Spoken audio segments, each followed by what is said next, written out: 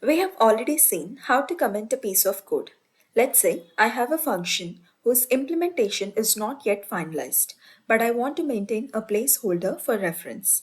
Let's define the function, for example, authentication.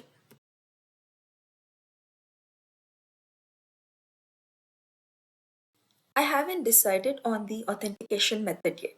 So for now, I'll just comment saying code to authenticate user. I'll save it and run the program. Python throws an error expected an indented block after function definition on line 1. To avoid such errors, Python provides a keyword pass. Instead of comment, put pass.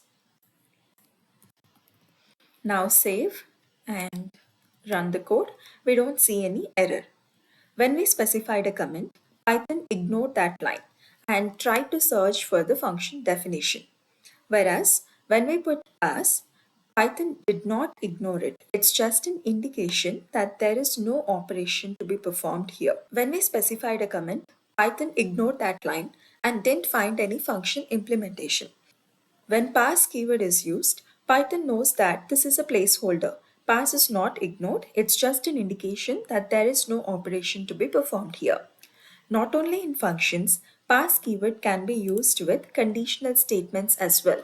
For example, I have a variable a equals 10. If a greater than 10, I'll have some placeholder. If a less than or equals 10, I'll have another placeholder. If I run the code, there is no error. Similarly, you can use pass in loops as well.